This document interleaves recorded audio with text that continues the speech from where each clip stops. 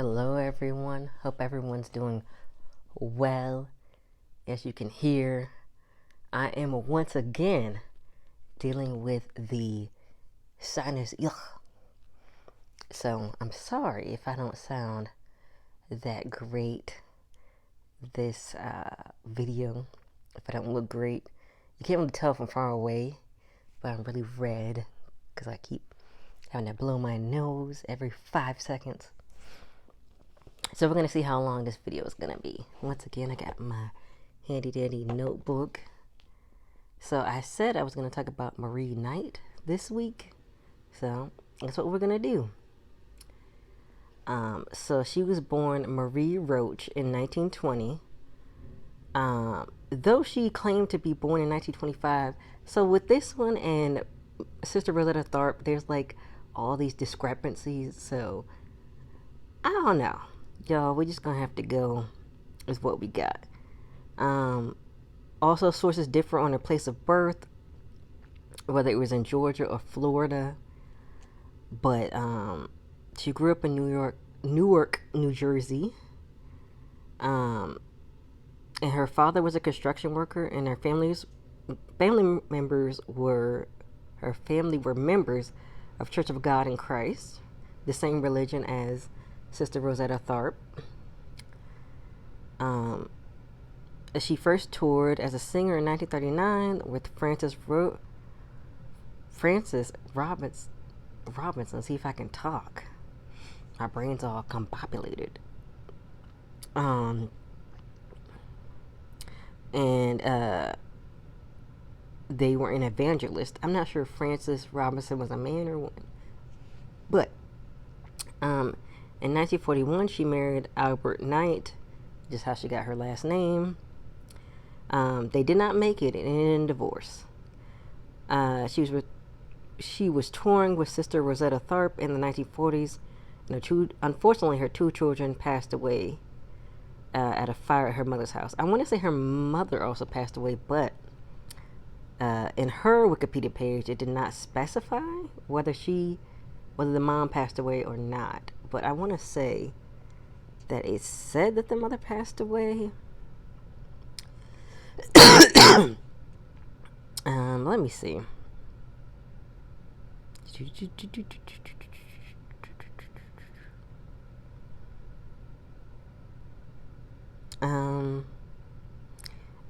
Of course, I can't find it now. God, I could have sworn maybe the mother passed away, but now I'm looking.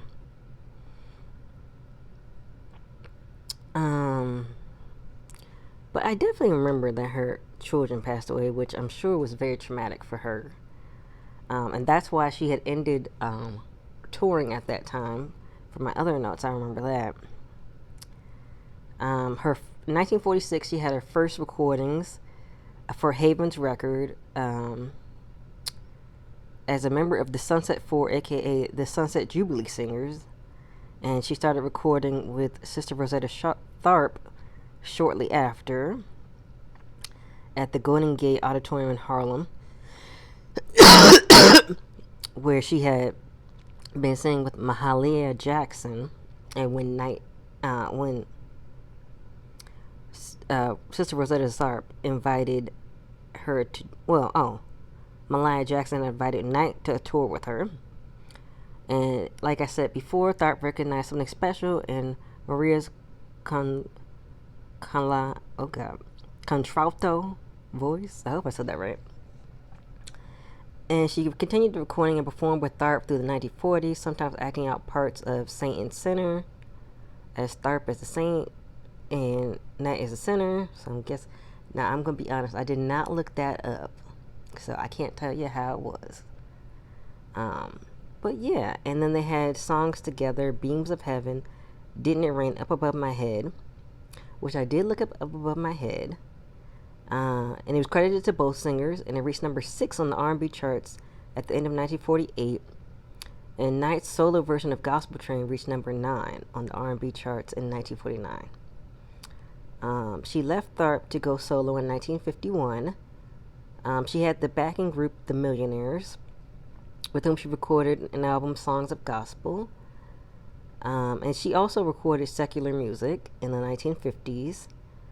One of the songs was I Can't Sit Down, and there was another one called Tell Me Why, but he doesn't mention it here. But I feel like that was kind of like a popular one. So I Can't Sit Down was number 94 on the pop charts in 1959. So she recorded in 1961 Come Tomorrow, which was a later hit for Manfred Mann. She had her own version of Cry Me a River that reached number 35 on the U.S. R&B charts in 1965.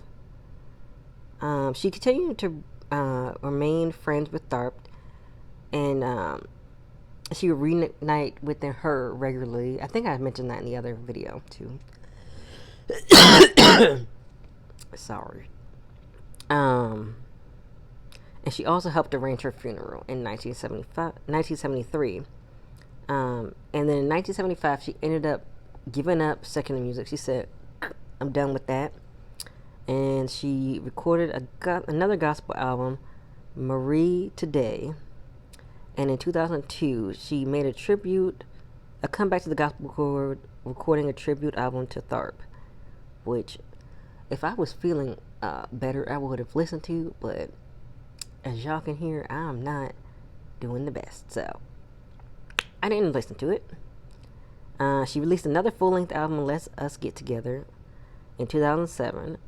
She died in Harlem of complications from pneumonia on August 30th, 2009. She was 89 years old, and she was survived by her sister, Bernice Henry. So that's a quick run through, because I feel like I couldn't find as much information about her as I could Sister Rosetta Tharpe. Oops. Sorry.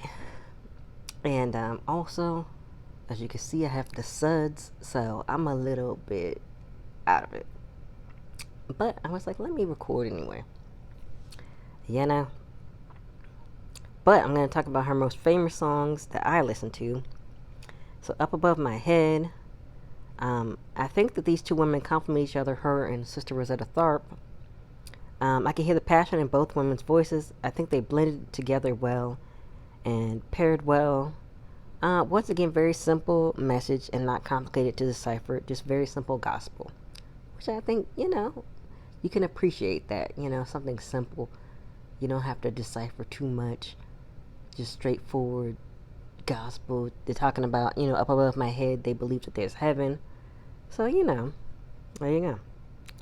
So then I did 2 secular songs in between and then 1 gospel song to round it out. So I'm going to tell you about those. That's No Way to Treat a Girl. She's still very soulful and passionate. Her voice seems to not really work well as a secular singer. Now, I'm going to have to take that back because the second song I talk about, she did better. I usually don't think that, but I think it's something about her voice that seems more suited to gospel music, which I'm going to have to take that back, in the next one. And I don't think the song is bad. I just don't seem like it was her strongest. It was more poppy and doesn't work for her voice. It was more like a Diana Rossi, you know what I mean? The supreme kind of poppy sound. And I didn't think it really worked for her voice. So, that's just my opinion. I didn't think it worked for her voice. I felt like she was giving too much passion. And it was like not, I don't know, it just wasn't meshing. Maybe it was the production too, and the lyrics, everything together. Anyway, so then I thought I told you not to tell them. Now this is more rock and roll and works for her voice more. The instrumental and her voice works really well together. I really enjoyed this one from her. Seems to fit her voice and style better. And it makes more sense than going in the pop direction, because that other one was kind of like a weird. But this one, with her vocals and the instrumental and everything, I feel like it worked better. Alright, so for the final song that I reviewed, Climbing Jacob's Ladder.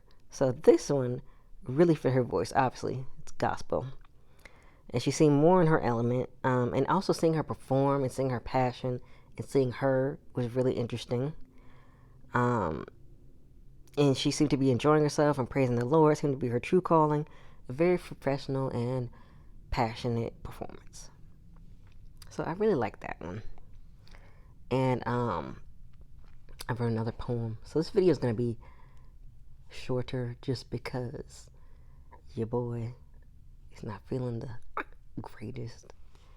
But I hope that you will look up. I'm going to just go on a little rant. I couldn't find as much stuff as I could about Sister Rosetta Tharpe, about her. So, but once I looked outside of Wikipedia, I could find more. And once again, I'm going to talk about this. On the up above my head, on the comments, someone did mention them being lovers again.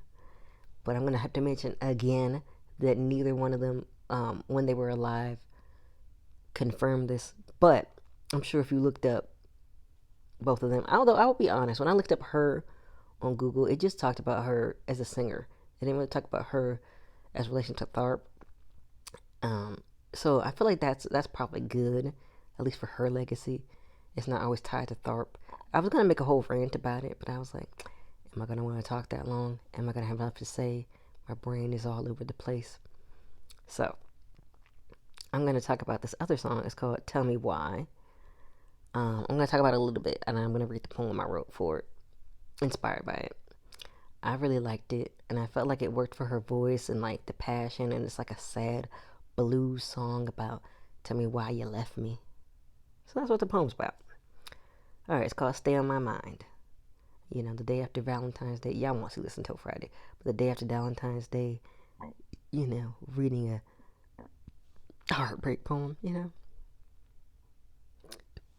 But anyway, here it goes. Stay on my mind. Why can't I get over you? I tried to move on, but you stay on my mind. I tried my hardest, but you stay on my mind. Why can't I get over you?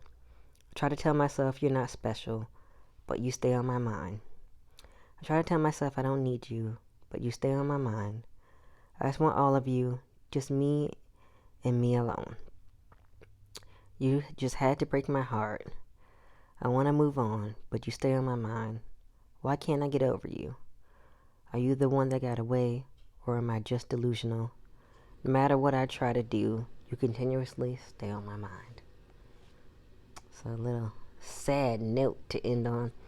But I definitely think when I was trying to look up YouTube like songs and videos, you might have to dig a little because I don't know if it's just my recommendations, but when I was looking through it, I found like more secular music versus her gospel music. And then I found a lot with Sister Rosetta Tharpe. So I feel like I don't have as much information on her. I wish I had more, but I really do think that she's interesting. And I feel like, you know, having her, she has a huge discography. If you go and look at her Wikipedia, you will see it is huge. It is a lot. It is at least 20, maybe more. I'm going to say at the minimum 20, if I could count it, of her albums. And I feel like, once again, I'm going to blame my suds. If I was feeling better, I could have dig deeper, but I still want to give y'all something. What I want to do next week, we're going to have to see because